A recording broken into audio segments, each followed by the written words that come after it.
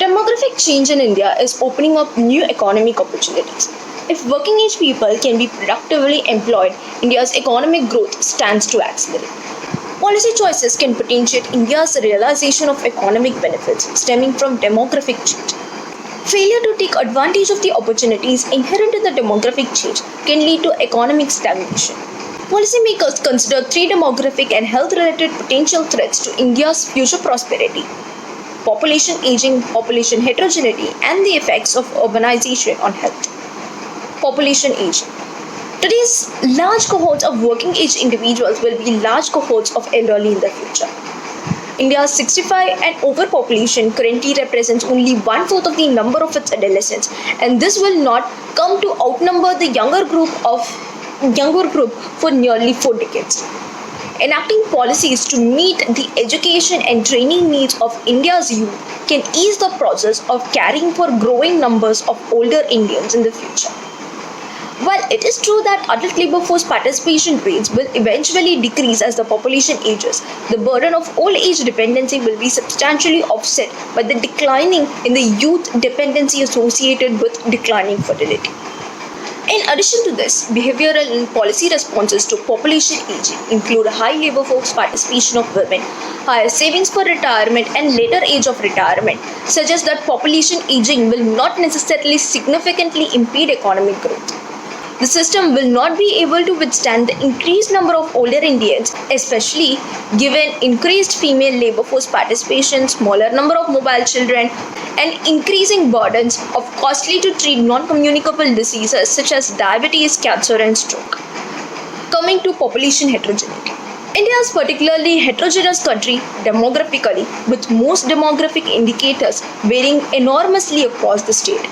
Fertility in Kerala was well below the long-run replacement level of 2.1 children per woman, whereas it was more than twice the replacement level in Uttar Pradesh. India's states also exhibit a large variation in the life expectancy. While heterogeneity can be a source of constructive synergy, it can also cause or contribute to social and political unrest and instability, particularly when it's accompanied by economic inequality. It is critical for researchers and policymakers to consider demographic differences within India, as differences in the economic growth rates by state could exacerbate inequality and political frictions within India. The third potential threat is the urbanization and health. India, like virtually any other country in the world, is becoming more and more urbanized. People living in the cities are typically exposed to greater population level than rural dwellers. They often have more sedentary lives and they may be subject to more stress. Some chronic illnesses such as hypertension and diabetes tend to be positively correlated with wealth, whereas others such as anemia tend to be negatively correlated. If this left unchecked, the increased prevalence of chronic diseases will pose serious threats for India's future economic and physical well-being. Despite urbanization's negative effect on health and the possible follow-on effects that poorer population have on economic growth, there are clearly other aspects of urbanization that may promote economic growth. In general, work opportunities are plentiful. Fertility rates are lower, so more women enter the labor force. Industries can capture the benefits of economies of scale. Enterprises can readily learn from each other, and transportation of people and goods is easier in rural areas. In conclusion, demographics matter to pace and process of economic growth and development. While many factors influence economic growth, few are more important and reliable than demography.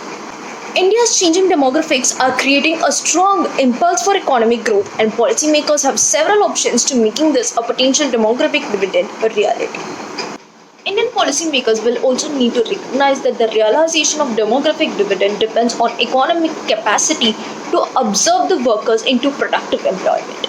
The capacity is strengthened by good governance, efficient, prudent fiscal and macroeconomic management, well-developed and competitive financial markets, investments in education and training.